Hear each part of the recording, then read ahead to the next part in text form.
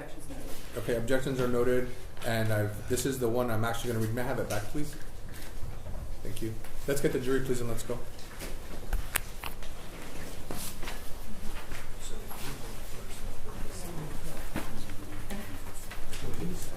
"45 minutes, okay?"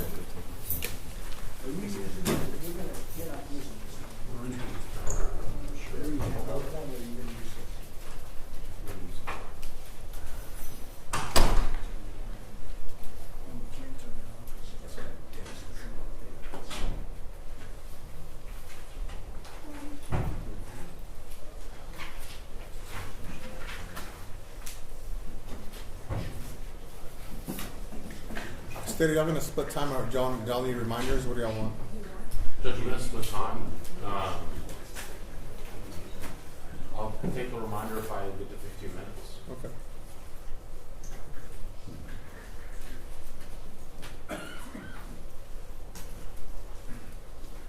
And if y'all need a reminder, let me know as well, defense. That was great, Judge. Sorry? That would be great. Do you want a 15-minute one, too? No, we're going to do, I just want 10 when I go. He wants 10 and she's going to close. Okay. Something like that. All rise for the jury. I don't know how to. We'll figure it out. 10, that's 30. I don't know. How do you figure it out?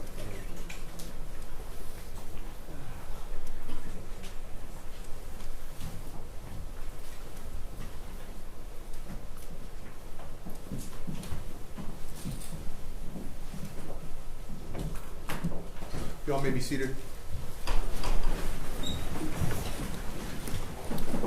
At this time, ladies and gentlemen, I'm going to read you the charge of the court containing the law applicable in this case. Please remember my admonishments about communicating about the case. This is the charge. You're going to have it in the room with you to look at.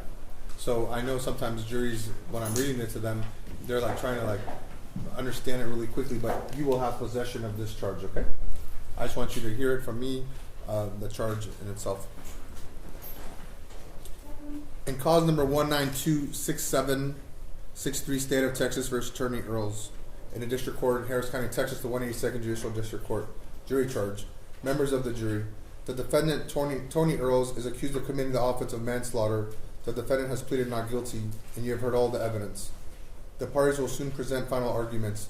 Before they do so, I must now give you instructions you must follow in deciding whether or not the state has proved the defendant guilty. You will have a written copy of these instructions to take with you and use during your deliberations. I will first tell you about some of the general principles that apply in all criminal cases. Then I will tell you about the specific law applicable to this case.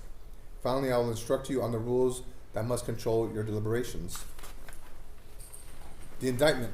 The indictment is not evidence of guilt. The indictment is a document required to bring the case before you. Do not consider the fact that the defendant has been arrested, confined, or indicted, or otherwise charged. Do not draw any inference of guilt from any of these circumstances. Presumption of innocence. The defendant is presumed innocent of the charge. All persons are presumed to be innocent, and no person may be convicted of an offense unless the state proves each element of the offense beyond a reasonable doubt. The law does not require a defendant to prove his innocence or produce any evidence at all. The presumption of innocence alone is sufficient for you to return a verdict of not guilty.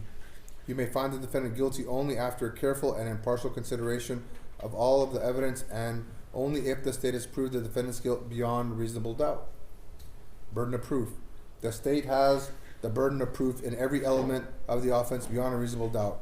If the state proves every element of the offense beyond a reasonable doubt, then you must find the defendant guilty. If it does not, then you must find the defendant not guilty. If, after you have considered all the evidence and the instructions, you have a reasonable doubt about whether the defendant is guilty, you must find the defendant not guilty. Jury as fact finder. As the jurors, you will review the evidence and determine the facts and what they prove. You judge the believability of the witnesses and what weight to give their testimony. In judging the facts and the believability of the witnesses, you must apply the law provided in these instructions. Evidence. The evidence consists of the testimony and exhibits admitted in the trial. You must consider only evidence to reach your decision. You must not consider, discuss, or mention any other thing that is not in evidence in the trial. You must not consider or mention any personal knowledge or information you may have about any fact or person connected with the case that is not evidence in the trial. Statements made by lawyers are not evidence. The questions asked by the attorneys are not evidence. Nothing I have said or done in this case should be considered by you as my opinion about the facts of the case or influence you to vote one way or the other. You should give terms their common meanings unless they have been told in these instructions that the terms are given special meanings. In that case, of course, you should give those terms the meanings provided in the instructions. While you should consider only the evidence, you are permitted to draw reasonable inferences from the testimony and exhibits of those inferences are justified in light of common experience. In other words, you may make deductions and reach conclusions that reason and common sense lead you to draw from the evidence. You are to render a fair and impartial verdict based on the evidence admitted in the case under the law that is in these instructions. Do not allow your verdict to determine by bias or prejudice. Admitted exhibits. You may, if you wish, examine exhibits. If you wish to examine an exhibit, the foreperson will inform the court and specifically identify the exhibits you wish to examine. Only exhibits that were admitted into evidence may be given to you for examination. Testimony. Certain testimony will be read back to you by the court reporter if you request. To request that testimony to be read back to you, you must follow these rules. The foreperson must make the request in writing and sign. The request must, number one, state that it is requesting that testimony be read back. Number two, state that you have a disagreement about a specific statement of a witness or a particular point in dispute. And number three, identify the name of the witness who made the statement. The court will then have the court reporter read back only that part of the statement that is in dispute. The verdict. The law requires that you render a verdict of either guilty or not guilty. The verdict of not guilty simply means that the state has not proved the defendant's guilt beyond reasonable doubt. You may return a verdict only if all 12 of you agree on this verdict. When you reach a verdict, the foreperson should notify the court. Next topic, defendant's right to remain silent. The defendant has a constitutional right to remain silent. The defendant may testify on his own behalf. The defendant may also choose not to testify. The defendant's decision not to testify cannot be held against him, and it is not evidence of guilt. In this case, the defendant has chosen not to testify. You must not speculate, guess, or even talk about what the defendant might have said if he had taken the witness stand or why he did not. The foreperson of the jury must immediately stop any juror from mentioning that the defendant's decision not to testify. The law specific to this case. The state has accused the defendant of committing the offense of manslaughter. Relevant statutes. A person commits the offense of manslaughter if the person recklessly causes the death of an individual. Definitions. Recklessly causing the death of an individual. A person recklessly causes the death of an individual if there, number one, if there is a substantial and unjustifiable risk that his conduct will cause that death. Number two, the risk is of such a nature and degree that its disregard constitutes a gross deviation from the standard of care that an ordinary person would exercise under all the circumstances as viewed from the person's standpoint. And number three, the person is aware of but consciously disregards that risk. Application of law to the facts. If you find from the evidence beyond a reasonable doubt that the defendant, Tony Earls, in Harris County, Texas, on or about February 14th of 2022, recklessly caused the death of Arlene Alvarez by discharging a firearm in the direction of an occupied motor vehicle while making no effort to determine the identity of the occupant of the motor vehicle and shooting Arlene Alvarez with the firearm, you will find the defendant guilty of the offense of manslaughter. If you all agree that the state has failed to prove beyond a reasonable doubt these above facts, you must find the defendant not guilty.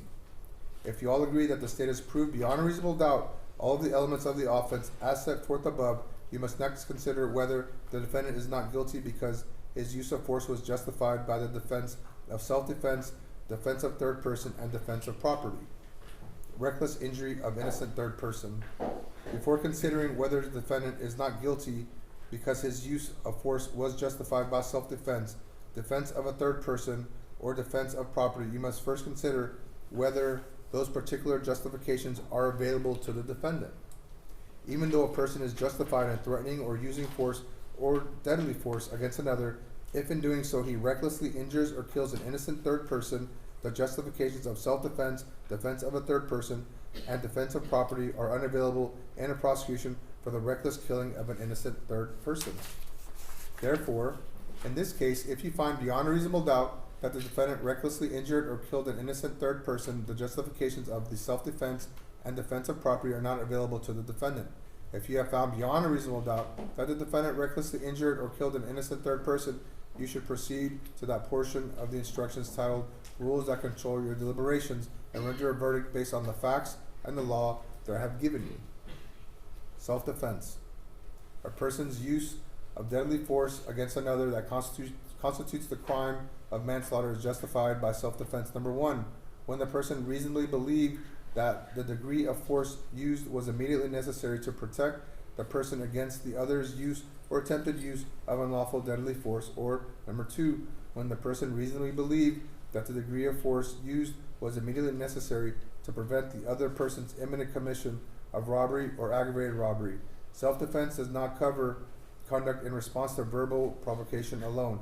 The defendant must have reasonably believed that the other person had done more than verbally provoke the defendant. Presumption. A person's belief that deadly force was immediately necessary is presumed to be reasonable if the person, number one, knew or had reason to believe that the person against whom the deadly force was committing or attempted to commit the offense of robbery or aggravated robbery, number two, did not provoke the person against whom the deadly force was used, and number three, was not otherwise engaged in criminal activity other than a Class C misdemeanor that was a violation of the laws or ordinance regarding traffic at the time of the deadly force was used. The presumption applies unless the state proves beyond reasonable doubt that the facts giving rise to the presumption do not exist. If the state fails to prove beyond a reasonable doubt that the facts giving rise to the presumption do not exist, you must find that the presumed fact exists. Even though you may find that the presumed fact does not exist, the state must prove beyond a reasonable doubt each of the elements of the offense of manslaughter. If you have a reasonable doubt as to whether the presumed facts exist, the presumption applies, and you must consider the presumed fact to exist.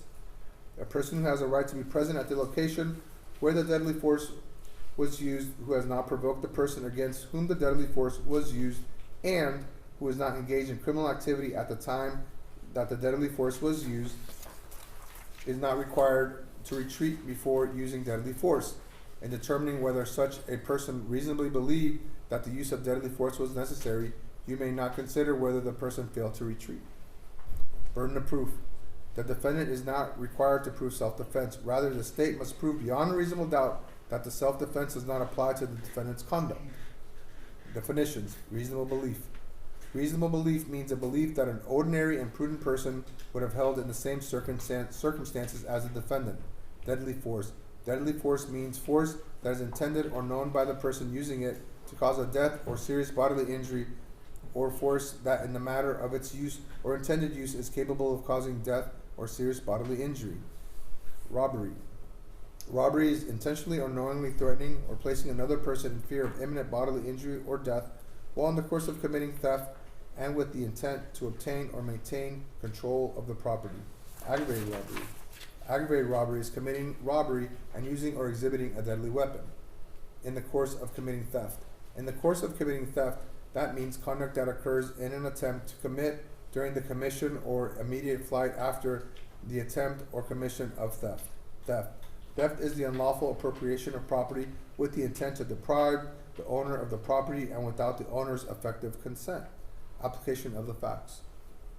If you have found beyond a reasonable doubt that the defendant committed the offense of manslaughter as set forth above, but you find further that, number one, A, the defendant believed that his use of force was immediately necessary to protect himself against the unknown robber's use or attempted use of unlawful deadly force, or the defendant believed that his use of force was immediately necessary to prevent the unknown robber's imminent commission of robbery or aggravated robbery, and the defendant's belief was reasonable. The state has the burden of proof to reject the justification of the defendant's conduct based upon self-defense. The state must prove beyond a reasonable doubt that the defendant cannot rely upon the justification of the self-defense. The state must prove to you beyond a reasonable doubt that the defendant cannot rely upon the justification of self-defense based upon an examination of the two elements set forth above. If you find that the defendant cannot rely upon the justification of self-defense, you may next determine if the defendant's use of force was justified by the defendant of a third person. If you find that the state has not satisfied its burden of proof to reject a justification for the defendant's conduct based upon self-defense, you must find the defendant not guilty. Defense of a third person.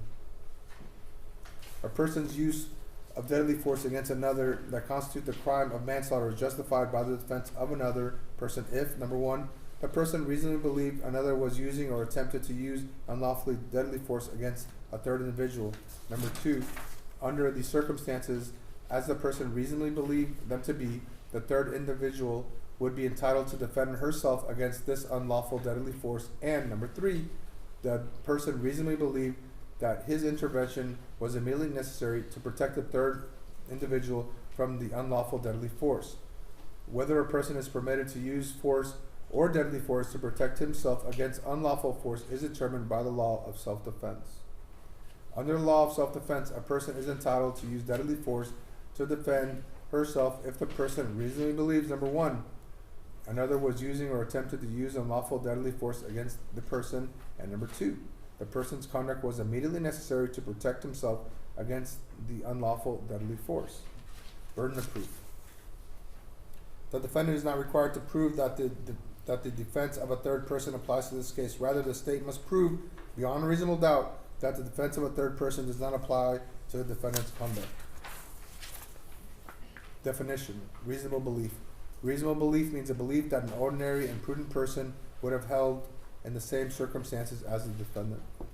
Application of law to facts. If you have found beyond a reasonable doubt that the defendant committed the offense of manslaughter as set forth above, but you further find that, number one, the defendant reasonably believed that the unknown robber was using or attempted to use unlawful deadly force against Deanna Hines, or number two, under the circumstances as the defendant reasonably believed them to be, Deanna Hines would have been entitled to defend herself against this unlawful deadly force, and number three, the defendant reasonably believed that his intervention was immediately necessary to protect Deanna Hines from the unlawful deadly force. The state has the burden of proof to reject the justification of the defendant's conduct based upon the defense of a third person. The state must prove beyond a reasonable doubt that the defendant cannot rely upon the justification of the defense of a third person. The state must prove to you beyond a reasonable doubt that the defendant cannot rely upon the justification of defense of a third person based upon an examination of the two elements set forth above. If you find that the defendant cannot rely upon the justification of defense of a third person, you must next determine if the defendant's use of force was justified by the defense of property. If you find that the state has not satisfied its burden of proof to reject justification for the defendant's conduct based upon the defense of a third person, you must find the defendant not guilty. Defense of one's own personal property.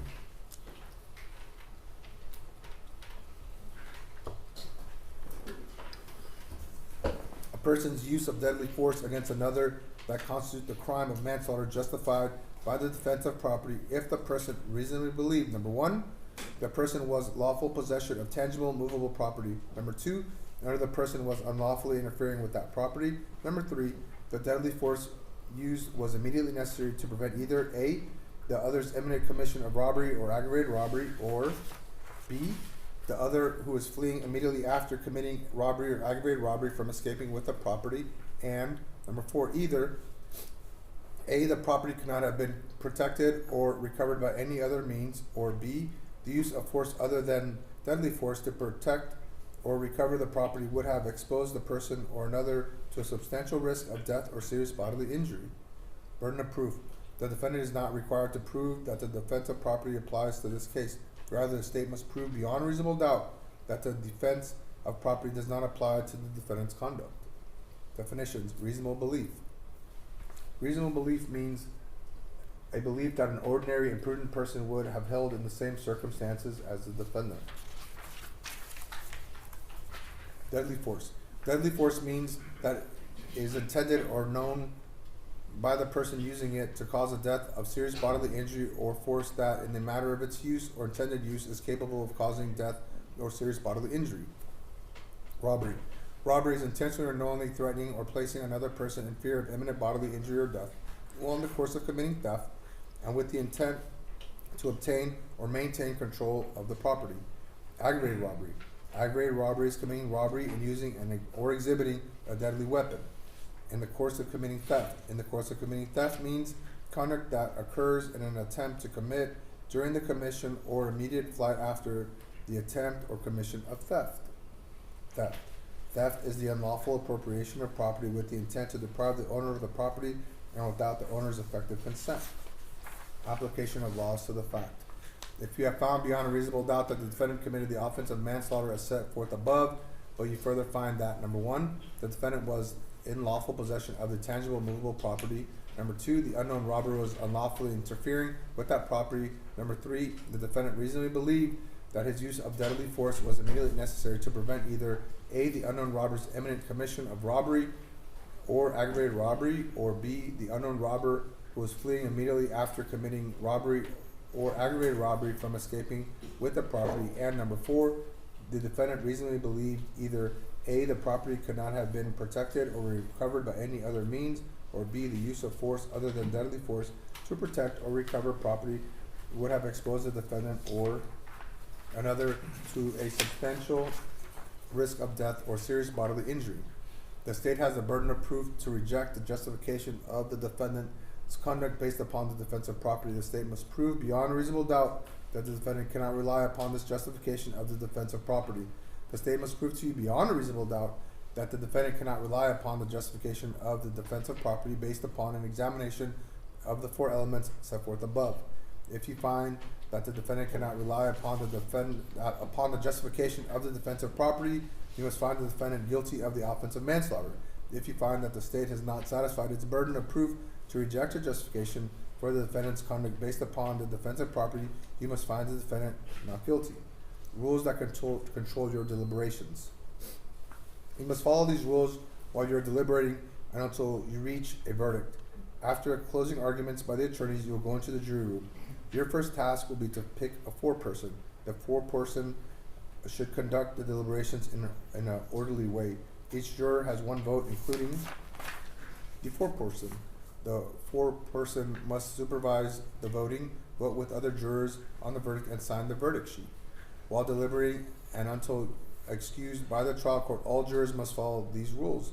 You must not discuss the case with any court officer or the attorneys or anyone not on the jury. Number two, you must not discuss this case unless all of you are present in the jury room. If anyone leaves the room, then you must stop your discussions about the case until all y'all are present again. Number three, you must communicate with the judge only in writing, signed by the foreperson, and given to the judge through the officer assigned to you. Number four, you must not conduct any independent investigations, research, or experiment. Number five, you must tell the judge if anyone attempts to contact you about the case when you have reached your verdict. Your sole duty at this point is to determine whether the state has proved the defendant guilty. You must restrict your deliberations to this matter. After you arrive at your verdict, you are to use the form attached to these instructions. The foreperson should sign the line that corresponds to your verdict. After the closing argument by the attorneys, you will begin your deliberations. And I missed it here, but signed by Judge Anil Lakai of the 182nd. I'll go ahead and sign it.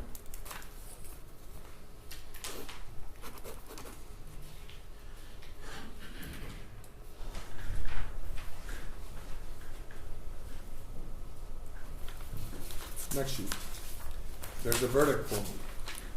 Option number one, verdict, not guilty. We, the jury, find the defendant, Tony Earls, not guilty. Place for the foreman of the jury to sign. Place for the foreman of the jury to print. Verdict, other option, verdict, guilty. We, the jury, find the defendant, Tony Earls, guilty of the offense of manslaughter as charged in the indictment. Space for the foreman of the jury to print. Space for the foreman of the jury to sign as well. With that said, again, you will receive this form with y'all when y'all start deliberations. Each side has 45 minutes. The state of Texas is opted to go first and then go last since it is their case. And when you start speaking, I'll start my timer, sir. Thank you, Your Honor. Good afternoon, everybody. What the judge just read to you is called the jury charge. He's going to give you a copy of it.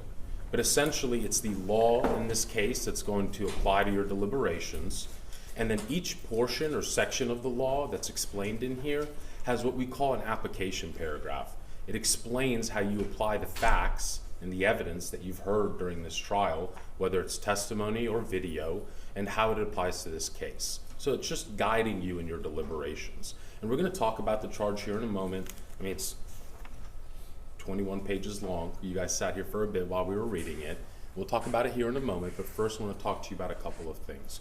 When I'm done speaking, the defense will have the opportunity to speak to you, and then you will hear from Mr. Jordan last. That's because the state has the burden of proof. So the law says that we talk first and then we talk last. But one of the things I wanted to talk about before we get started is we've heard a lot of testimony over the last couple of days. The law is complicated, but it's actually pretty simple. Why?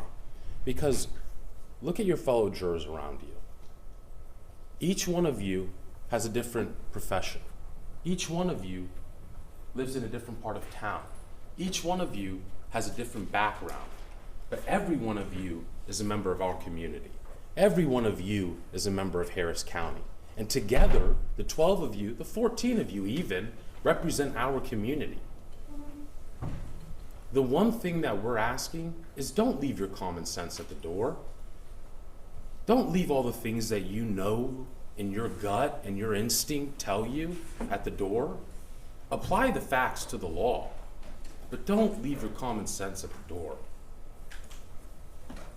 The next thing I want to talk to you about is the law itself. Okay? The defendant is charged with the offense of manslaughter.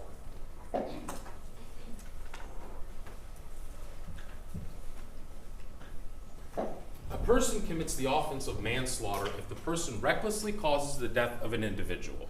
This is on page 6 of your jury charge. The question is the defendant aware of a substantial and unjustifiable risk, and does he consciously disregard that risk? Because here's the thing, ladies and gentlemen, no one in this courtroom is going to dispute that he shoots into a car and kills Arlene Alvarez. Not a single person in this courtroom is going to dispute that. They're just going to ask you to find that his actions and conducts are justifiable. They want you to believe that her death, his actions that caused her death, are justified. So the question is, when he gets out of the car and he shoots at the robbery suspect in the back 3 times, we know it's not self-defense. Their own expert testified to it yesterday. You have to be immediately necessary to perceive the unjustifiable use of deadly force. The guy's got his back turned away. We'll get to self-defense here in a moment. The question is, when he is shooting into the car, shot number 4, shot number 5, shot number 6, shot number 7, shot number 8, shot number 9, shot number 10 down the street, is he aware of the risk that he's going to shoot and kill somebody in that car? Absolutely. Is he aware when he takes shot number 4 and he takes shot number 5, is he making a conscious decision to disregard that risk? Absolutely. Your common sense tells you that. You don't need a homicide investigator to tell you that. You're watching him do it on video. Mr. Jordan made a very specific and clear point to you guys. You're a unique jury because we can't take you to the crime scene, but we sure did bring it to you. And we'll go over that here in a bit. The next question you have. So first is his risk. Is there a substantial and unjustifiable risk, and did he consciously disregard it? If the answer is yes, he is guilty of manslaughter. Now, this reckless injury of an innocent third person, it's on page 7 of your charge, okay? What this law says is before you get to self-defense, before you get to defense of a third person, before you get to defense of property, you have to answer this question. And you will see that that is exactly how it's laid out in your charge. Is he guilty of manslaughter? Did he recklessly kill an innocent third person? If the answer to this question is yes, you don't go to self-defense. If the answer to this question is yes, there is no defense of a third person. If the answer to this question is yes, there certainly isn't defense of property. And that's what the law says. Before considering whether the defendant is not guilty because his use of force was justified by self-defense or defense of property, you must consider whether those particular justifications are available to the defendant. So even though a person is justified in threatening or using deadly force against another, if in doing so, if he's justified and he's using deadly force, he recklessly injures or kills an innocent third person, self-defense and defense of property are not available in the prosecution for the reckless killing of an innocent third person. So you don't even go to self-defense. You don't, before you consider defense of a third person, before you consider defense of property. If the answer to that question is yes, if shot number 4, shot number 5, 6, 7, 8, 9, 10, he's consciously disregarding a very unjustifiable and substantial risk of shooting into a vehicle and killing someone, he's guilty of manslaughter. And there's a reason why this is on page 7, because if you get here and the answer is yes, you move to the back page and you sign the verdict form.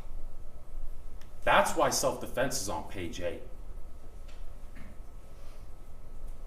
Your answer should be yes, and you should not move to page 8. But let's just say, because we know that they're going to get up here and argue, in voir dire, they're not required to tell us what their strategy is. In voir dire, they're not required to tell us if they're going to put on evidence or not. They're just not. The law doesn't require them to. Objection, We have the burden of proof. shifting, objection, striking at defendant over shoulder of counsel.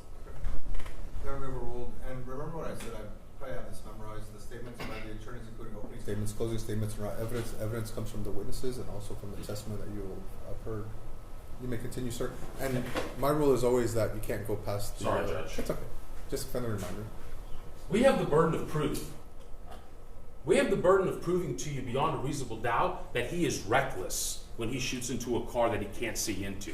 We have the burden of proof that he loses sight of the robbery suspect, and then Alvarez's truck comes down the road, the next thing catches his eye, and he's just unloading into that vehicle. Now, the reason why in opening statements Mr. Jordan told you the perspective that matters is the defendant's is because that is how the law of self-defense applies.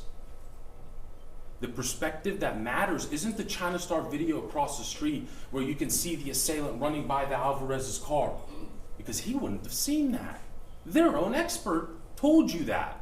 He wouldn't have seen past the chase sign. So the perspective is certainly not when the robbery suspect is running down the street and he has his arms stuck out, right? Because the defendant wouldn't have even seen that. The defendant, as it pertains to self-defense, the question is there a immediately necessary reason to respond to the use of unlawful deadly force to prevent the other person's imminent commission of an offense? To prevent the imminent commission of an offense. So, look, Mr. Taravella, their own witness, admitted it. When the robbery suspect has his back turned, not self-defense when he shoots shot number 1. We all know in Texas, you can't shoot a person in the back and then claim self-defense. You just Objection, can't. that's a misstatement of the law. The law is in the jury charge. Refer to your jury charge. If a person is running away from you after they've committed an offense, you can certainly shoot at their back to get your property back, but you can't shoot at their back and use deadly force unless you're presented with the imminent use of deadly force. Their own expert, I asked him very specifically, first shot, self-defense, yes or no? Nope. Second shot, self-defense, yes or no? Nope. Third shot, self-defense, yes or no? Nope. Fourth shot, self-defense, yes or no? Oh wait, the fourth shot, the one where in State's Exhibit 108, that video we compiled, remember that one? We talked about it with Zachary Caldwell. You guys remember that video? That video shows you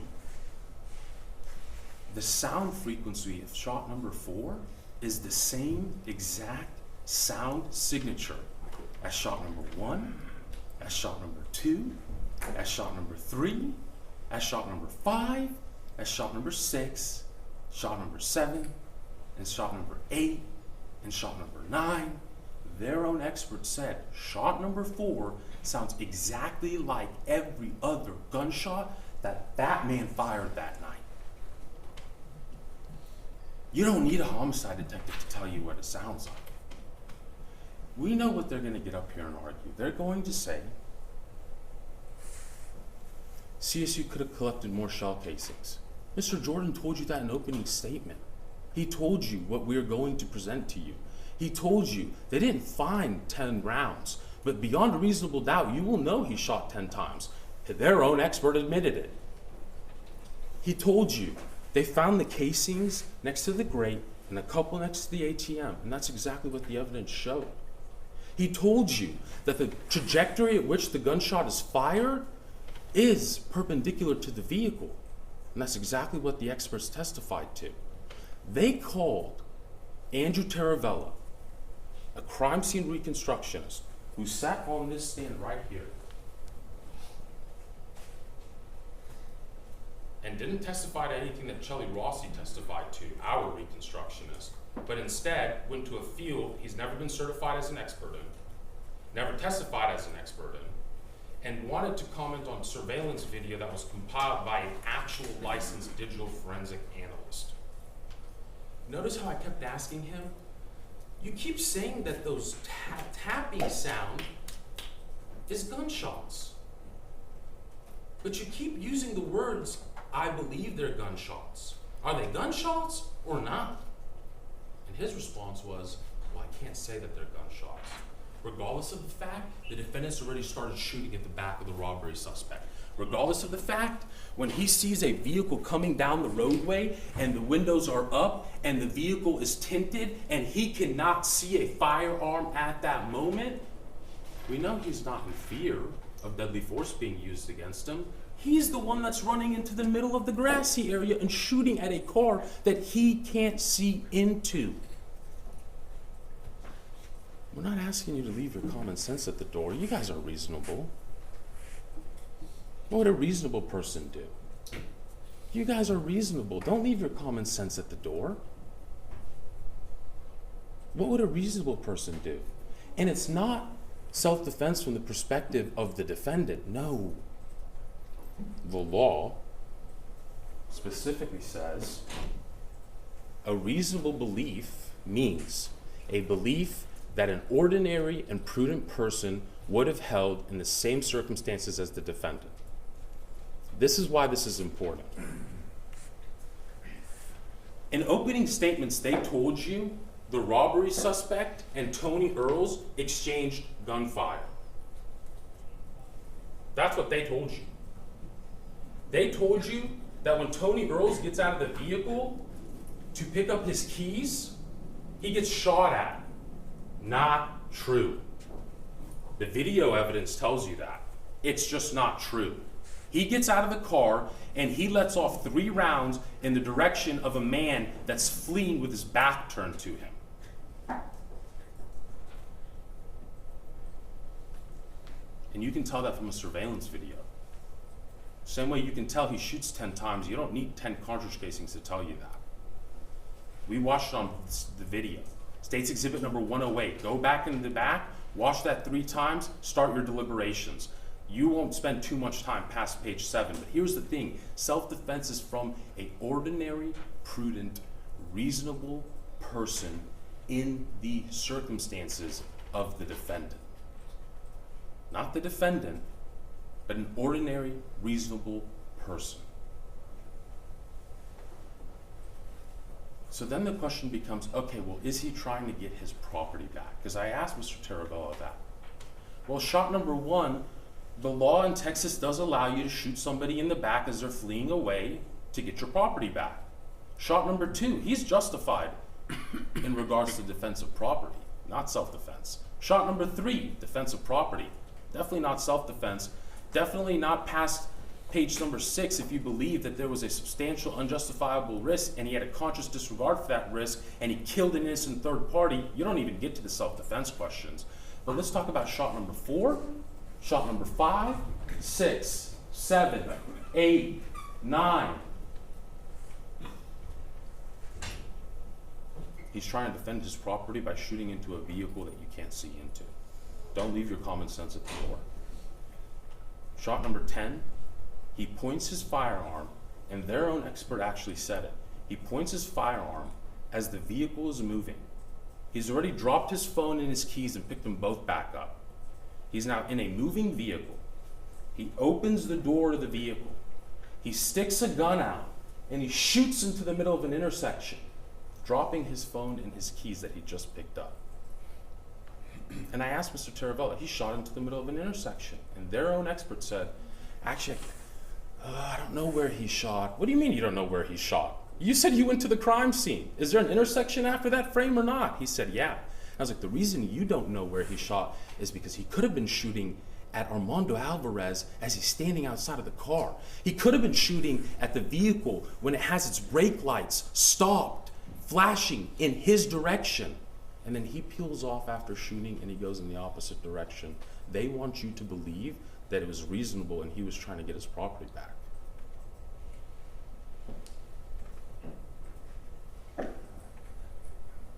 Before you get to self-defense, before you get to defense of a third person, before you get to defense of a property, if you believe beyond a reasonable doubt that there's a substantial and unjustifiable risk that if you shoot into a car, you're going to kill a person, especially if you can't see into it, or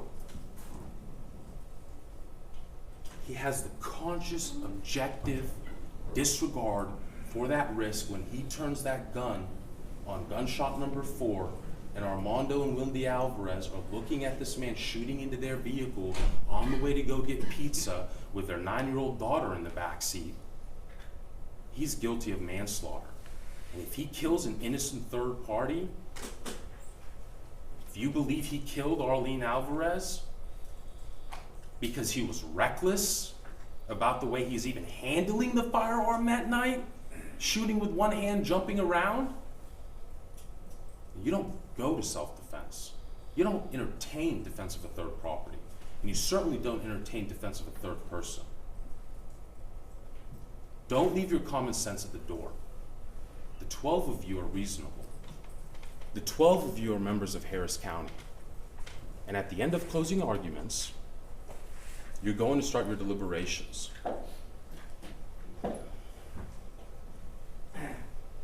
And in one voice, you will render one verdict that is one word: guilty. May I proceed, Your Honor? Just look at this thing. Give me 1 second. 26 minutes and 25 seconds left. Give me 1 second. Let me start your timer, Michelle. So, I'm a little confused. You wanted me to do 3 reminders? I'm sorry, Your Honor. What were you asking me? You wanted to do 3 reminders? How much time did you want? Or you No, messing? I just want to, give me like a minute at 9. I'm just want to. Oh, okay, you just wanna get it. That's all, 10, 11, I'm not. I'll tell you when you're used 10 minutes and then That's just fine, switch. Judge, I just want to make Okay. a few points here. Okay, go ahead. Good morning, ladies and gentlemen of the jury. Listen, I was thinking this morning about what I would say to you, and I'm going to start out because I knew this was coming. 42 years, 43, I've been doing this. These are seasoned prosecutors, okay? Make no mistake about it. And I was anticipating their theatrics, and believe me, there's going to be more to come. Raising your voice, pacing, ranting, raging, that's not evidence in the case. So I'm going to talk to you, something I typically don't do. I'm actually going to keep my voice down and kind of walk through a couple things I just want to encourage you to talk about when you're there, because Mr. Maroon, you know, he talks about what he thinks the evidence is and how our client didn't do this and he didn't do that. So let me start out with, I want to turn on and talk to you about a couple things. Remember when Rossi was on the stand and I walked up with the code and I asked her to review what a prosecutor's duty is? Remember when she agreed with me that the prosecutor's primary duty is not to seek a conviction, Okay, that's not the primary duty. It's to see that justice is served. And make no bones about it, Arlene deserves justice. Okay, she does. Thankfully, we know from the evidence in this trial that if and when they ever prosecute the suspect who started this whole series of events in motion, they have video of him. You saw him robbing Tony and his wife. You saw him running. You saw him jumping over a fence. At the very end, they put that up. Clearly, after all of this had occurred, you see this guy climbing over the fence, and they have a pretty good shot of him.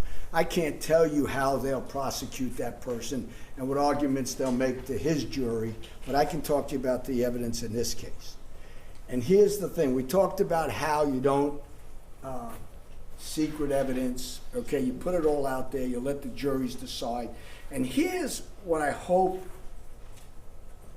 some of you want to get the discussion going on in deliberations, is that we spent hours and hours and hours of listening to them talk about the what.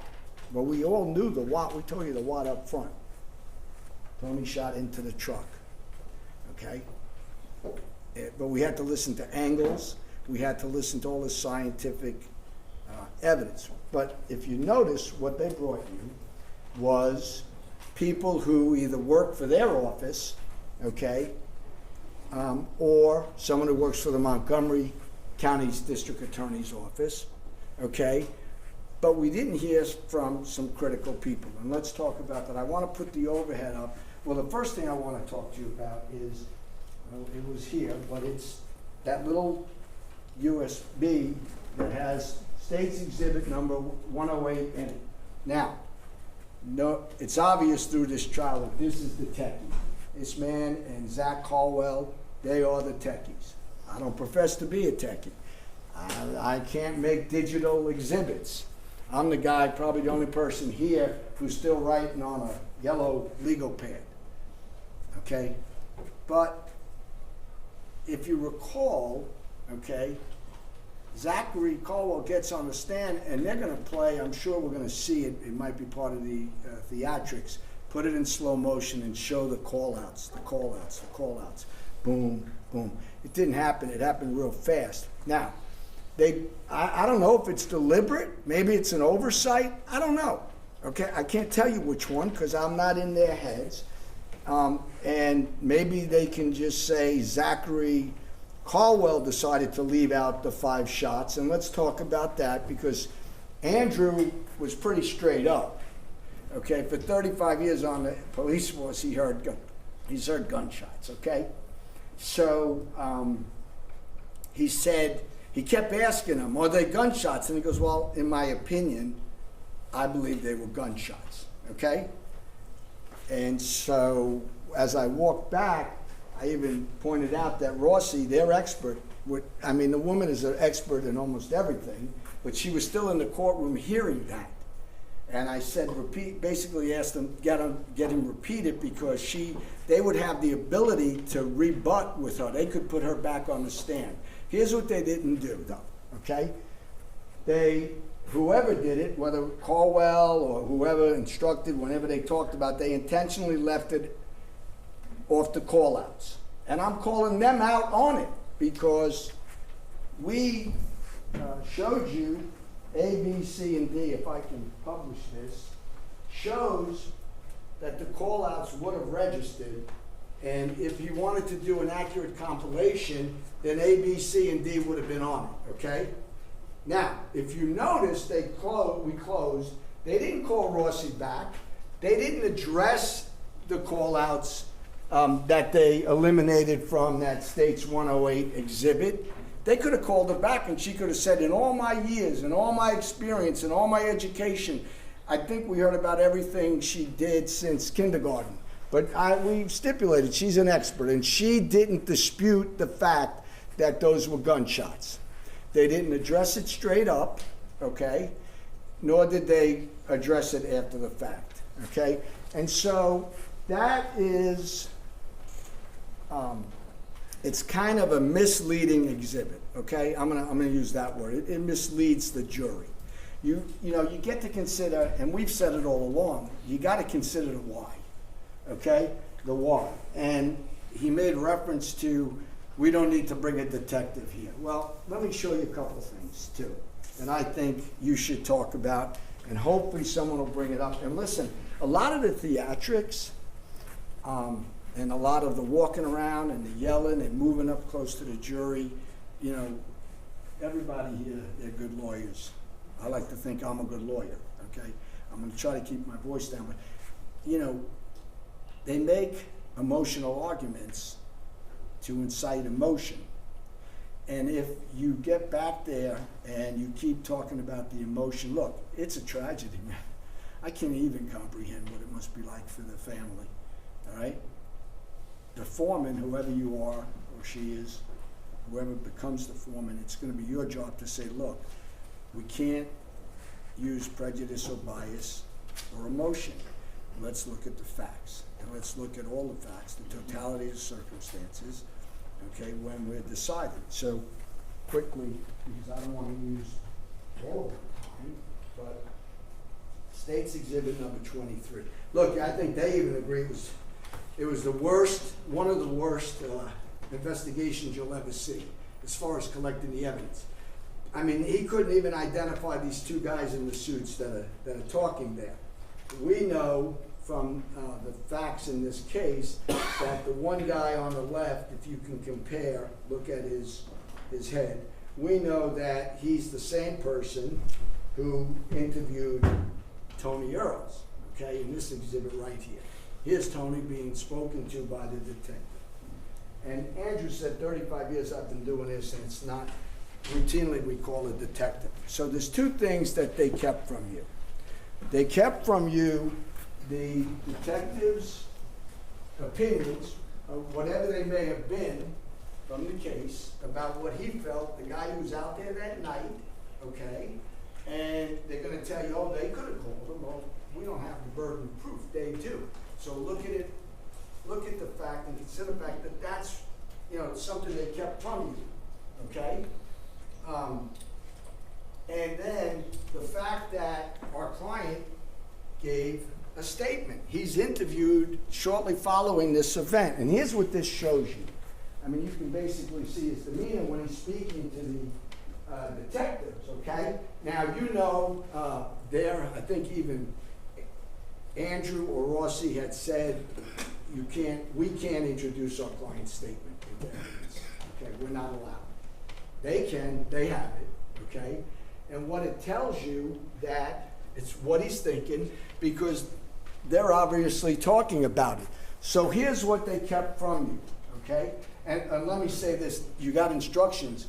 The fact that they can't call him to the stand, and I can tell him whether or not to take the stand. I'm just gonna tell you that, like the judge told you in the very beginning of the trial, there's all kinds of reasons. Packed courtroom, skilled, very skilled prosecutors. You could take all kinds of things into consideration. 10 minutes just to give you a heads up. I'm sorry, I have a few You left. asked me for 10 minutes. You can take as much time as you want. Okay. I'm just saying you asked for 10 minutes. I'll need just a couple more. So I think it's important to recognize that that you shouldn't just consider the what, you got to consider the why, okay? And part of the why is what he's obviously talking to the detective about. And so I hope that at least some of you are offended or moved by the fact that they kept this information from you. And you, I would encourage you, because he brought it up, use your common sense. If the detective had a favorable opinion to their case. Objection, improper argument outside the record and false. Don't be sustained. Okay, well, Judge, I don't know what his opinion is. I'm just saying. Because it's outside the record, he's not allowed to argue. It's sustained. Please move forward, Okay, sir. all right. So you don't know what his opinion was because they didn't bring it to you. You don't know what Tony Earls told them or spoke about with the detective because they kept it from you. Okay? They neatly went out at most a month or two before this trial, okay? And they put together this group of prosecuting employees, and had them develop with let's see, they needed months and let's see, a drone. They needed lasers. They needed I don't know. I think there was some tripods and meters and everything. But you know, they can't tell you about the speed of the vehicle. Look, I'm gonna let Ed talk to you about the charge, okay? And Anna's gonna talk to you about a few things. But I do want to go to page 7 since Maroon made an issue of it. And the language says you have to consider while making no effort to determine the identity of the occupants of the motor vehicle.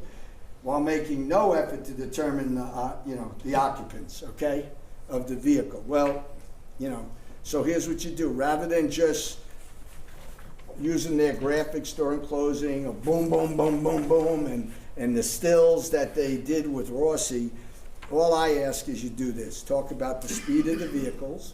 And the videos have it for real. The sound out there, including what he tried to refer to, I think, as somebody packing their cigarettes. It's probably a statement he'd like to pull back on. The sound, the sight line, and the split-second timing, and the limited lighting, okay? So when you talk about how you might have reacted or someone might have reacted, just look at all the facts, okay? As far as what he saw, we know he intersected the truck, okay? And his determination was started with being robbed, followed by the robber running in the exact direction of the truck, that going right up to the truck, and the truck emerging, okay? So he had facts to make a determination, but he had to make he made a split-second decision. So I think that he's right about one thing. You probably don't get too far into this charge because of that issue if you consider all of the facts. And I can say it for Ed, I can say it for Anna. Actually, I want to say it for Mr. Earls, that I think if you consider everything, then in that instance, not just the watt and just the video, I mean the stills of him shooting into the truck, that you should render a verdict of not guilty. Thanks, guys. Mr. McLeese, Ms. Williams, you have 31 minutes and 25 seconds. Thank you, Judge. I will not be taking long. And what kind of reminder did you want? 10 minutes, Judge.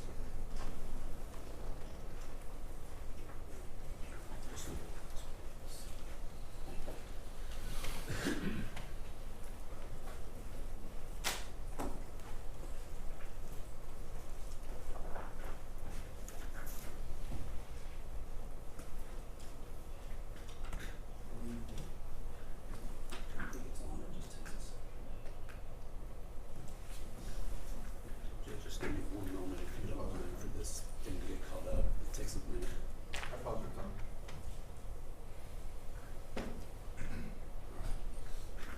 time. Good morning.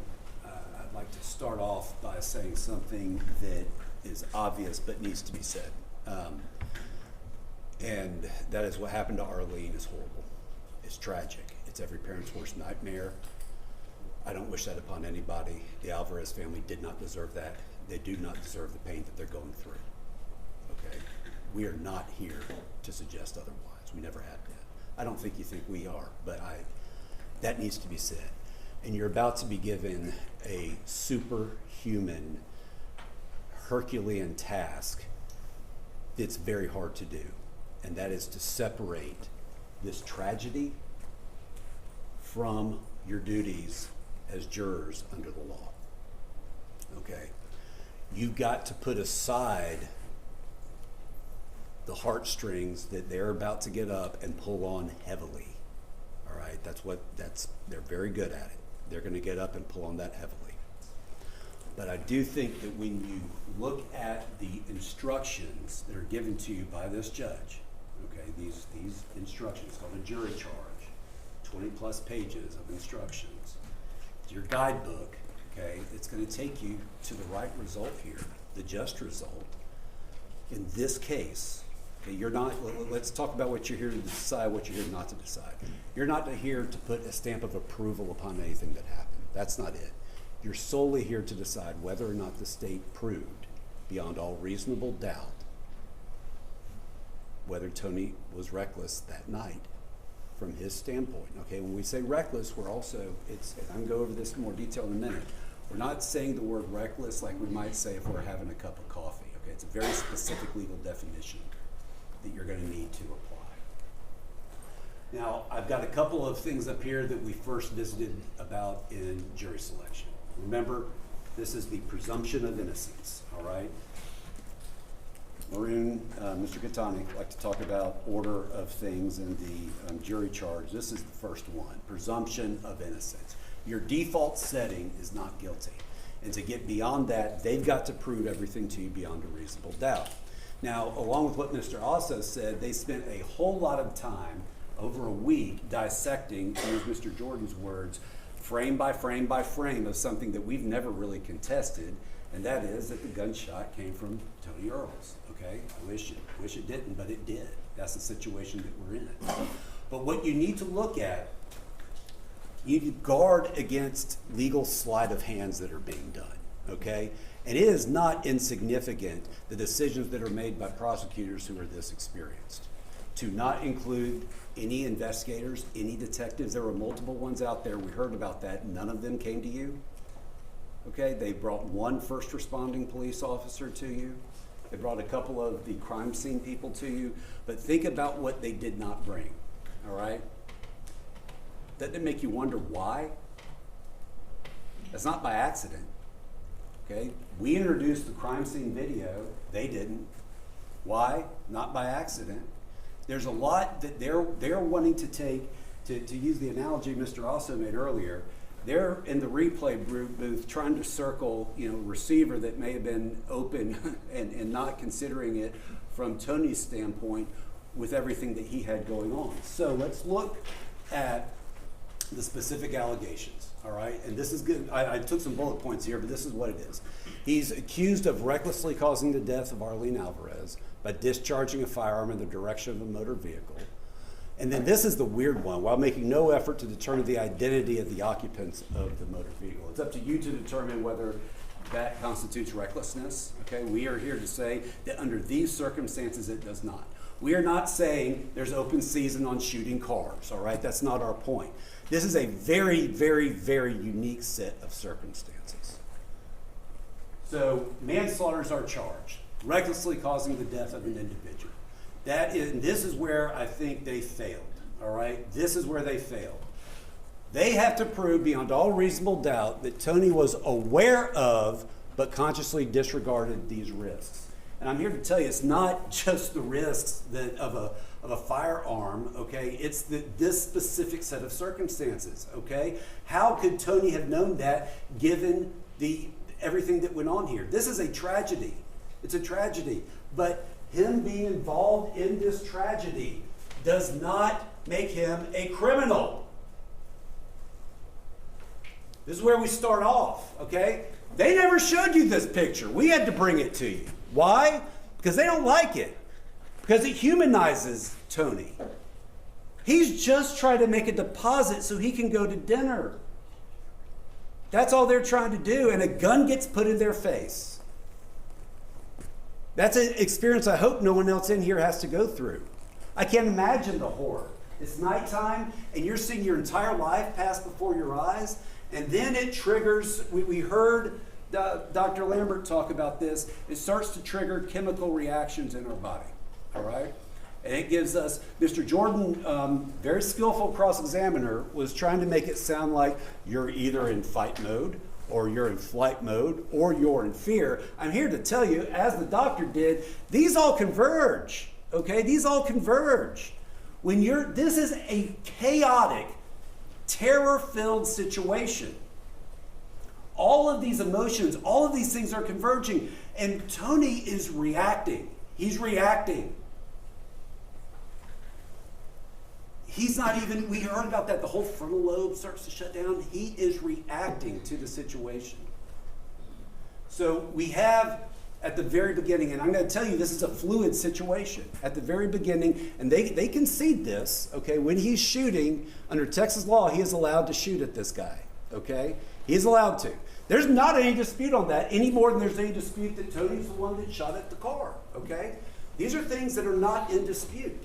At that point, okay, they think that as we get to the vehicle that Tony should have made an effort to determine the identity of the occupants of the vehicle, and that it was not reasonable for him to not do so. But what I'll suggest to you is when we look at the evidence, and look, y'all can get all of it. Look at it as much as you want. Okay, go through it. But you need to go through it. The law is instructing you, you do this from the actor's standpoint, from Tony's standpoint, all right? That chase sign, yellow circle, right, and this is what I was talking about, and this horrible constellation of events. You've got right as the robber is running, all right, he goes behind that sign, and it happened to be right when the truck is slowing down. It's not Armando's fault he was slowing the truck down. He's dealing with the same stuff everyone else is in this situation, trying to figure out what to do. We're not blaming him. But right as the truck slows down, that is the exact time that the runner's there. It's right behind that chase sign. It was, I am going to tell you, a reasonable thought for Tony to believe that that truck that was slowing down, you see the brake lights on right there, okay, that it was picking up the robber. And at that point, it became a threat. A threat where he is allowed to defend himself. Okay, because and you can watch the video, watch the way the truck's maneuvering. Tony doesn't know what's going on. He is firing as rapidly as he can because he is in fight or flight mode. All right? His self-defense is presumed reasonable. This is on page 9 of your jury charge. Okay, if he knew that the person against whom force was used, okay, and he believes he's using it against the robber, and I believe, and I'm submitting to you, that's a reasonable belief based on this evidence. He did not provoke the deadly force of the robber. No one's suggesting he did that. He was not otherwise engaged in criminal activity, okay? With that, there's a presumption there on self-defense. And I'm going to get to what Mr. Catani was talking about, the innocent third person here in a minute, but I'm going to preview here for you, okay? All of this everything we're talking about concerns recklessness. If the first definition you need to look at when you get back there is recklessness. Was he aware? Was he actually aware? There's a separate charge for when you ought to be aware. Okay, there's a separate charge. That's not what they brought here. They brought is aware. Okay? And once the self-defense issue is raised, and you'll read it here, this isn't me, this is instructions coming from the court. Once self-defense is raised, they have to prove beyond all reasonable doubt that he did not act in self-defense. Okay, that's and it's been raised. So that is also on their burden. Not only do they have to prove that he acted recklessly, they have to prove that he did not act in self-defense. All right, so to prevail, they essentially have to say that Tony did not believe his conduct was immediately necessary to protect himself against the robber, and that this belief was not reasonable. All right, so this is something that they've done a lot of work, the prosecutors have, to try to minimize this. Okay, and one of their witnesses was even saying, well, I don't know if that's a gun. What do we do? Again, like I questioned with the witness, he ain't waving goodbye to Tony over there. Now, on this one, this particular shot, is Tony's view blocked? Perhaps, okay? But there's 2 times where we see him, where we see the robber with his hand back like that, all right? Once before that truck, once after the truck. And I'll submit to you that if he did it before the truck, he did it after the truck, he very well may have done it here when we're not able to see him, all right? I've never heard of the state giving so much benefit to an aggravated robber as they have in this case. And the reason that they're doing that is because we know good and well the robber should be in this chair. He's the most responsible. But they got to have someone that they can get a scalp from to give you. Reckless injury to a third person. Again, don't be distracted by this, okay? This is all if you do not believe that Tony was reckless, and we're telling you he was not, then this is irrelevant, all right? So for you to believe that he was reckless, you have to believe that he knew, he understood that after the stress of this event, when he's having a gun pointed at him, and he doesn't know what's going on, okay? And by the way, let me also say this. There's a lot of confusion as to whether or not he's being fired upon, all right? Armando was confused by that. Tony was confused by that. And I'll tell you, in a situation like that, I'm not blaming anybody except the robber. It is natural to be confused when your head is being flooded with such conflicting information. Okay? Again, from his standpoint, what he saw looked like the robber was getting in there. We know that the robber was at the very least pointing guns in the direction. All right? So with all this, we look at this with what we call the totality of the circumstance, and I'll tell you, they did not meet the burden of proof here. They did not prove to you beyond all reasonable doubt that Tony knew that this was going to be the result. No one thinks, and I don't think they're even going to say that Tony woke up that morning wanting to hurt anybody. We all know that. We're here because of horrible circumstances. A lot of people in the wrong place at the wrong time, and a robber who's not here. I'm going to turn over the floor to Ms. Boudinot. You have 17 minutes and 40 seconds. 17:36.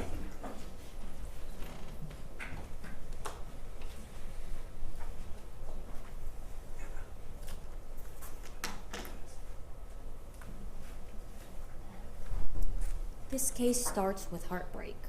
We've all acknowledged that. No one here thinks that what happened that day is not a tragedy.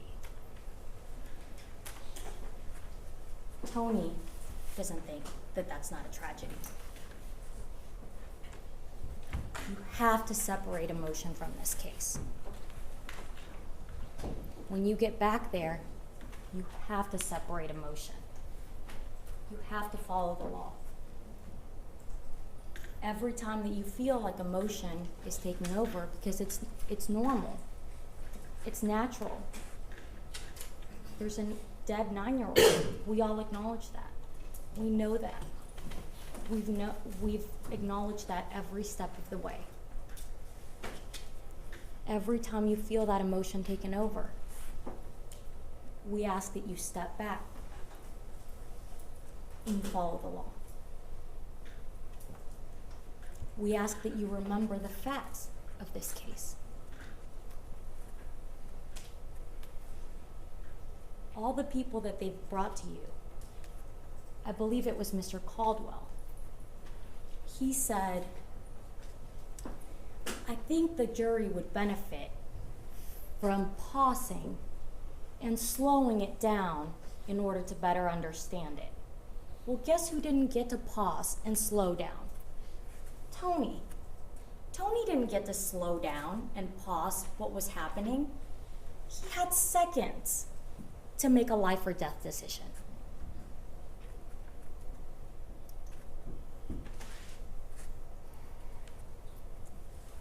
Mr. Alvarez twice, under oath, said they were shooting at each other.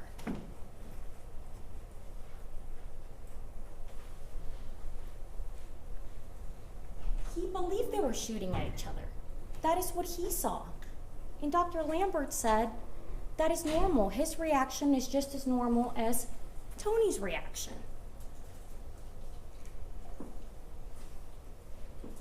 It all happened so fast. Does that mean Mr. Alvarez was lying? No.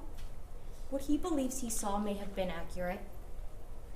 It all happened so fast. It was traumatic for everybody involved.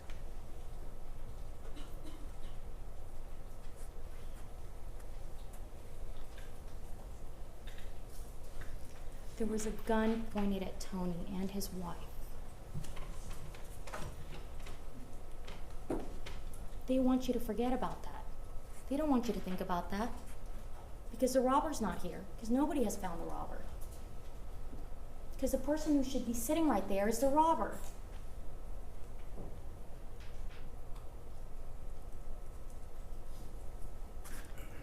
they reminded you over and over that you're citizens of Harris County. As citizens of Harris County, you should be demanding that the robber be sitting there.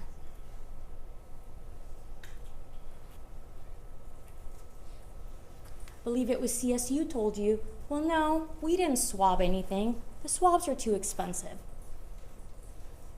So you have a robber who pointed a gun at a family, who caused all of this, a dead 9-year-old, and CSU comes in and tells you, well, no, we didn't swab. Swabs are too expensive.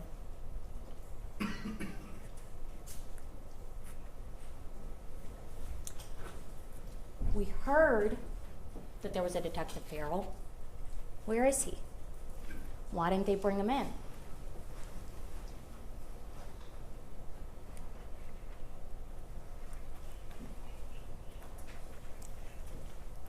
The undisputed facts. They brought you people, like Mr. also said, who only got involved in this case a couple of months ago. This case has been going on for 3.5 years. They brought you people that would show you things slow down from their perspective, not from Tony's perspective, not people who were involved in the investigation.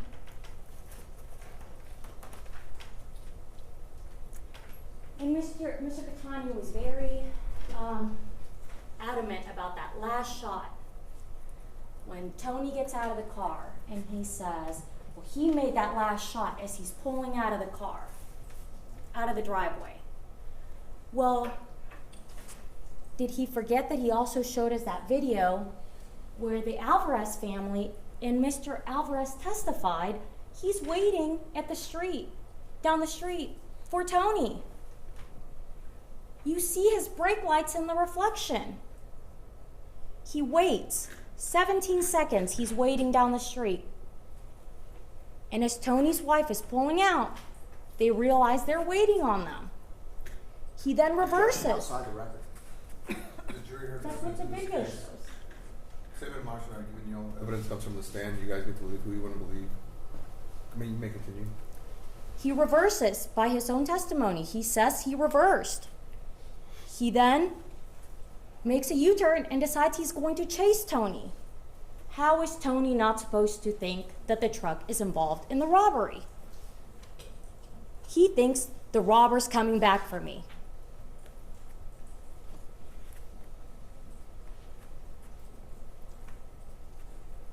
That's what that last shot is. The robber's coming back for me. I am in fear for my life. It's not this, I'm just going to shoot down the street. The robber's down the street waiting on me. That's what Tony believed.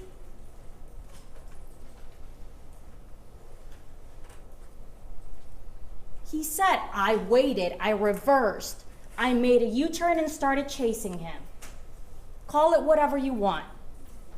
He tried to say, no, I wasn't going to chase him. It wasn't a chase. It wasn't a chase.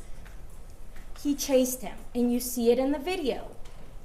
Now, they each may have been erroneous in what they believed, but Tony thought the truck was involved in the robbery. How was he not supposed to think that the truck is involved when he gets out and sees him waiting on him?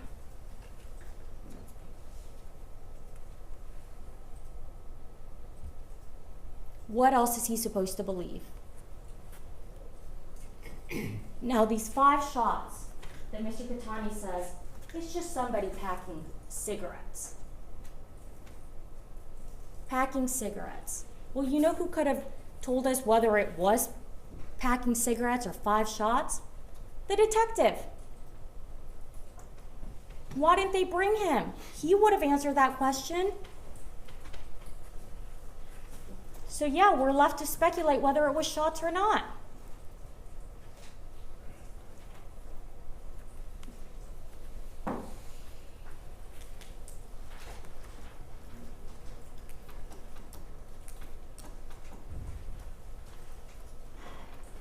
In his opening, Mr. Jordan said, Tony had a right to shoot the robber.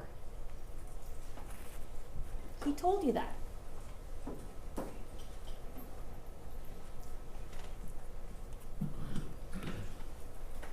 We don't change the evidence to fit the theory of the case. The evidence is what the evidence is.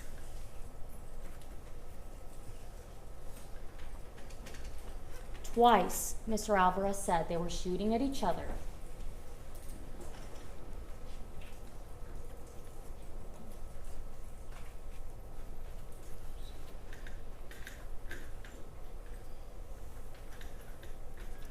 Like Mr. also said, the things that they didn't bring you, the detective, the CSU video that we had to introduce, and what Tony told them.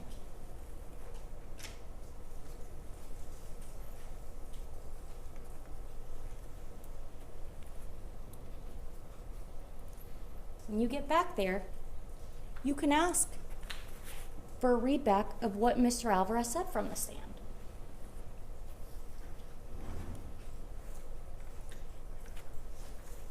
Now we watch the body camera. As soon as the police arrive on the scene, Mr. Alvarez says he thought we were involved with the robber. That's why Tony shoots. He's not just out there shooting at random vehicles. He's not this angry person that Mr. Jordan would like him to be. He thought we were involved with the robber.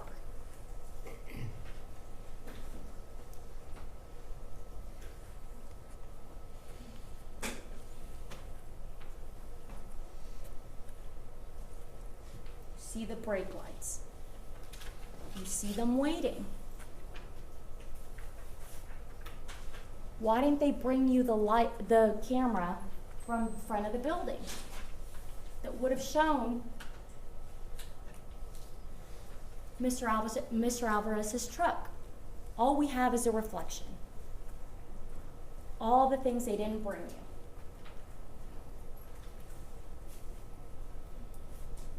you. But they want to make up for it with emotion.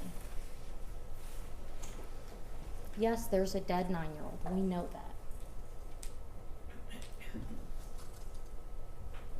But you still have to bring the evidence. You still have to prove your case. You don't get to make up for it with emotion. We don't convict people based on emotion. One of you during jury selection said that's why he was here, because he believed in the justice system. We don't convict people based on emotion. We convict on the law. We follow the law.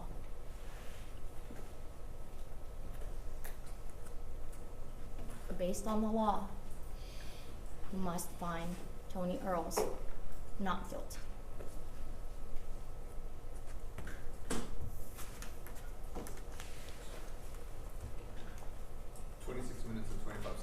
Say it first. You stop my time first. Never started. Okay.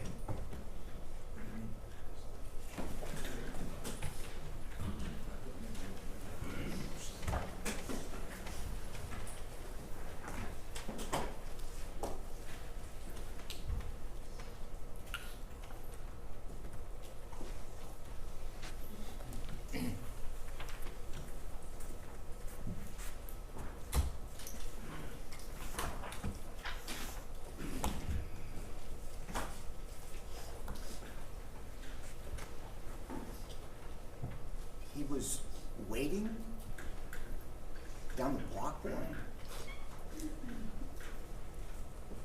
Y'all remember the testimony. What Armando said is he stopped his vehicle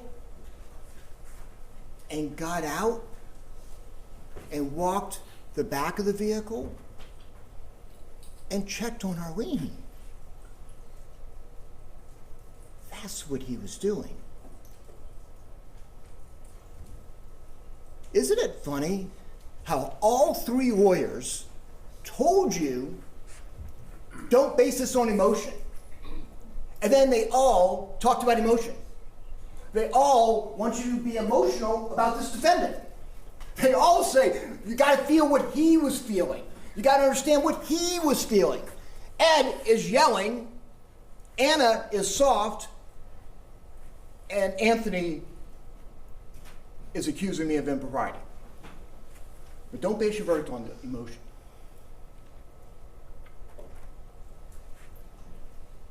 Life is emotional. But if you notice, the evidence we brought you was not emotional. It was analytical, and it was logical.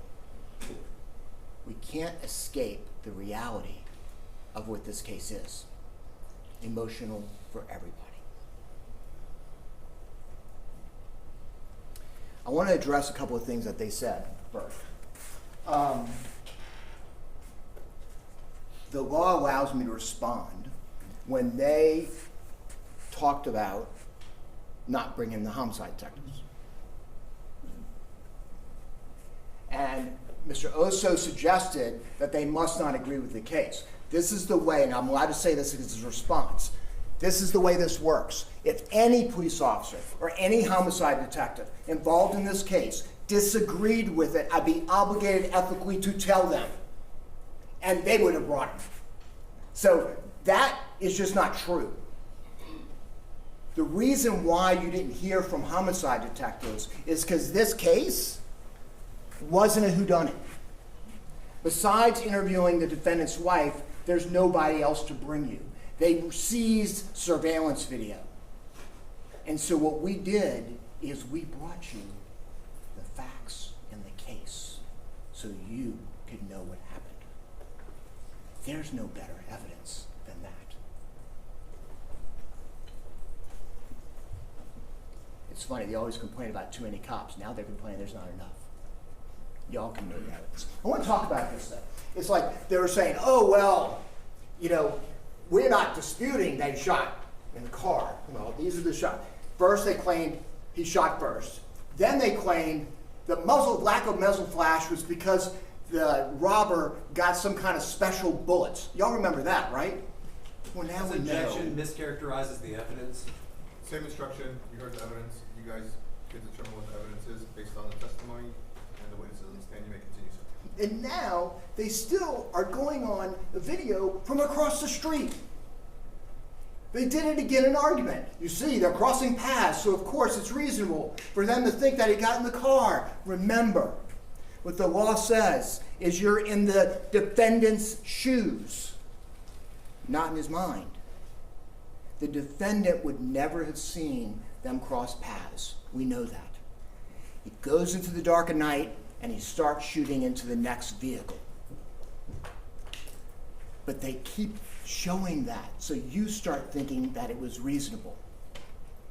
And it was not. Maroon was right. This is actually very simple. Y'all can go back there, and the sole issue before you, is it reckless to shoot into a vehicle when you can't see in? Period. Hard stop. That's the decision. And we all know that's the case. But don't base it on emotion. You notice what they do? They keep calling him Tony. Tony this, Tony that, Tony that. It's Mr. Earls.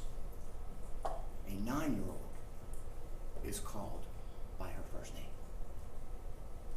And seems like she's kind of been absent from this trial. It's all about him. Let's talk about him. His wife was clearly fearful. At that moment, they were being robbed. They didn't know what was going to happen. We all know that.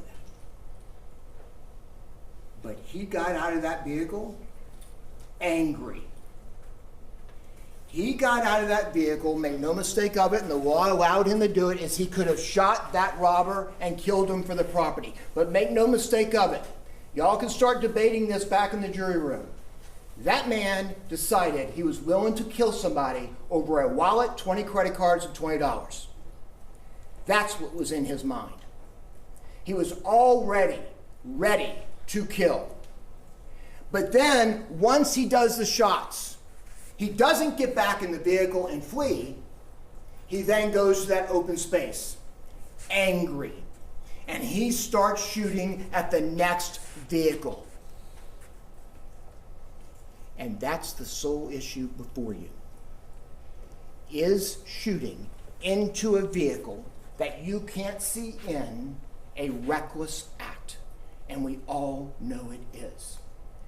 We don't have to prove he knew Arlene was in there. If he knew Arlene was in there, he'd be charged with capital murder and would be facing the death penalty. All we have to prove is it's a reckless act. It's not justified to shoot into the vehicle when you can't see the occupants.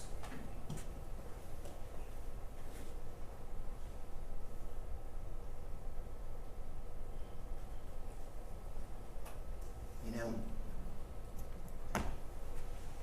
there's been some talk about this robbery suspect. There is a suggestion somehow that this robbery suspect is responsible for Arlene's death.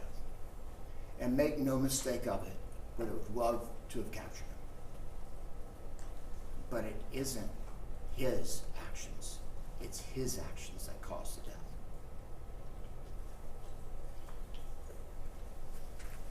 And it helps you to know that that was rather probably not either a real gun, 2, a gun without bullets, or 3, if it was a gun with bullets, he had more restraint than anybody, because as he's being shot at, he's not shooting. Judge, I object. That's a mischaracterization of the evidence. Really? Same instruction. Tired of repeating it. You heard the evidence.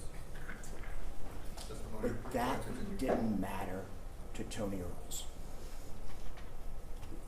To Tony Earls, it was worth killing. And he did not care. You know, we talked a lot during jury selection about guns in our community. And some of y'all on this jury are into guns, and that's a good thing. Some of y'all are not, but you respect those who do. And folks who carry guns, we all know there comes a responsibility when you choose to arm yourself. When you choose to purchase a weapon and have it on your person, you are responsible for your actions. And yes, the very laws that give you the right to kill to get your property back, the very laws that allow you to defend yourself, is also the very law that protects the Alvarez's family. Because you know there's a right in our community that we haven't talked about. There is a right for a family to drive in the Gulf Gate area to a pizza parlor. There is a right for a family to be able to drive down the block on Valentine's night. Have you thought about that? The day of love. And they're driving to dinner. They have a right to not have that man fire into their car because he's pissed off. Make no mistake of it, that man was not fearful anymore. That man decided he was angry and he was going to do something about it. And not only that, he was willing to kill everybody, even if he thought the assailant, the robbery suspect, had gotten into the car. Have you thought about? He was willing to kill not only the robbery suspect, but anybody he was in the car with. Have you thought about that? Because he didn't care. And you know that because after all that, when he's looking out and he sees Armando, he shoots in that direction, again jeopardizing everybody behind Armando and his family into an intersection. And they want you to believe that that was reasonable.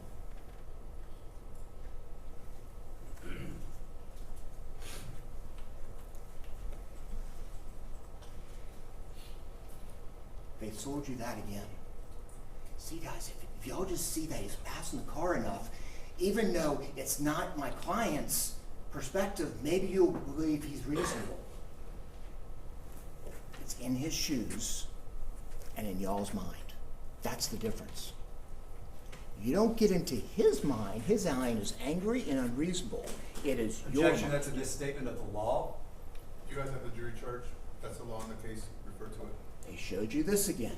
Again, trying to affect you with not the facts according to this defendant. I'm going to show you 108 again because it is so important. And there was a suggestion that, yes, he did have a couple seconds, but you know what? He didn't even think. He just started firing.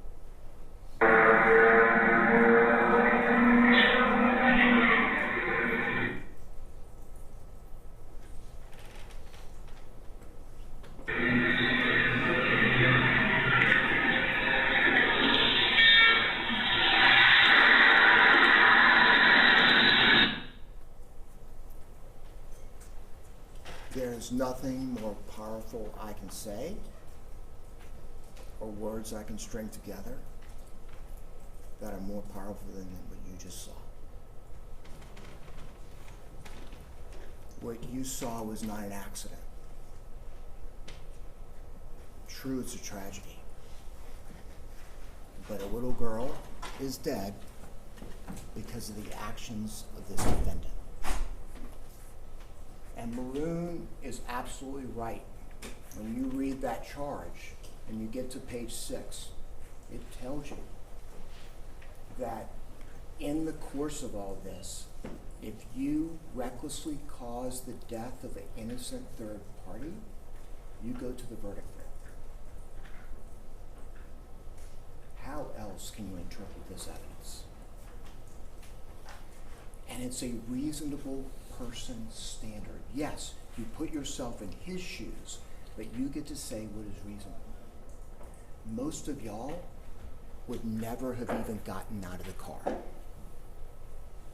The rest of you, had you gotten out of the car, you would have Objection, gotten improper argument. back in the car.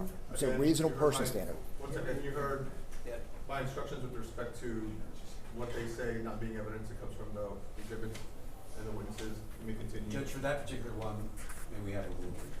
It's gonna be ruled, you have 7 minutes and 53 seconds. It's a reasonable person standard, so you have to ask yourself, would I have even gotten out of the car? If yes, that's okay, you're justified. But after that, would you have gotten back in the car? Objection, Your Honor, conveying the province of the jury. Look at the charge, y'all decide. Sir, you understand the rules, please continue. And Judge, may I have a ruling? That is sustained. lastly, you certainly would not have shot into a motor vehicle when you couldn't see into it. And if as a result you kill somebody, an innocent third party, you know you're responsible. We have talked this entire trial about Tony Earls. We actually, it seems like it's lost, that a child has lost her life. Have you thought about what the interior of that truck was like as this was going on? I'm going to play you the audio, or we're not going to see anything. And as you listen to it, I want you to think about it. That when he is firing those 3 shots, he is firing at someone's back. I want you to think about when you hear shots 4 and 5, I want to remind you of Armando's testimony that when he turned the gun to us after the robber, I thought he was going to shoot Wendy and I. So then he speeds up when you hear the sound of his tires.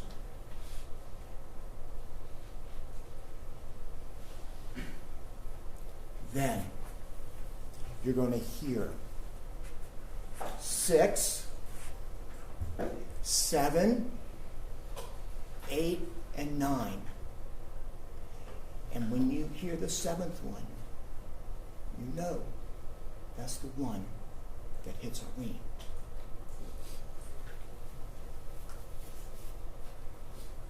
Then there's going to be some silence. And you're going to know that's when he gets out of that vehicle to check on his daughter. But in that silence, I want you to remember what Armando told us. Everybody was screaming. Armando Jr. was screaming, "My sister's been hit. He's got blood all over him." When you hear that silence and whatever they're trying to say is 5 gunshots down the block, I want you to think about that moment.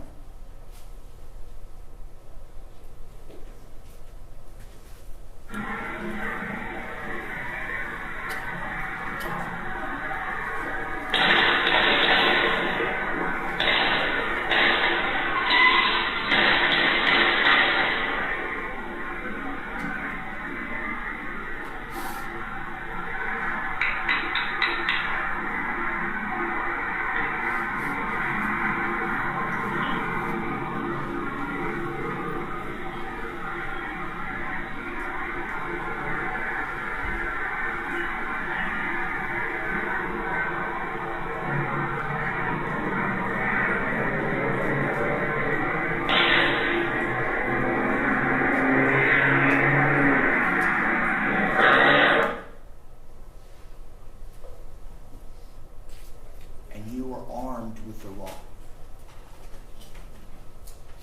Considering all of that, this should be the easiest decision, because it tells you, no matter what was happening out there, when you recklessly cause the death of an innocent third party, you're guilty of manslaughter. And can there be anybody more innocent than a 9-year-old child? She is sitting in that picture on Valentine's morning in the seat in which 14 hours later she would be dead. You heard the medical examiner tell us that she was shot above the right eye. 2 minutes. And that the bullet fragments were in the back of her head. What we know from that is when Armando tells us she had her headphones on and he yells to his family, "Get down," she doesn't hear it. But there's a difference between someone yelling in a car and gunshots ringing and you can hear it. So she looks as they're passing, and she's looking at the man who would kill her. She is looking at the man and the barrel that would cause Objection, her there's no death. evidence of that at all. How else do you interpret that the shot happened above her right eye as she's looking outside? Excuse me, Your Honor. Stop. I asked You that have the an jury objection. be instructed to disregard those last comments. Disregard that last statement. You may continue. You have 2 minutes left.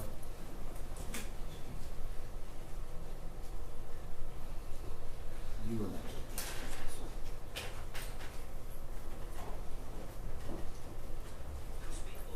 This is why you were here.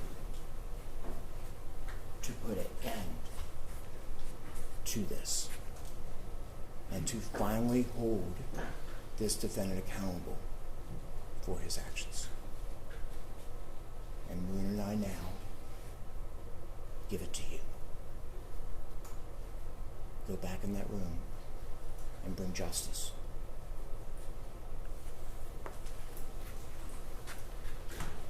I've read you the charge. You've heard arguments. Please go with the bailiff. At this time, you can start your deliberations. One shall go in the room. Also, lunch is here. They'll explain the rules with respect to how you can deliberate with lunch, without lunch.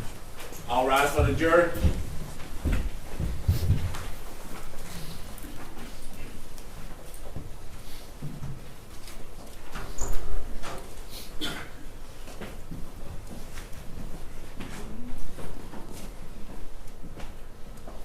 Okay, Ms. Roxanne.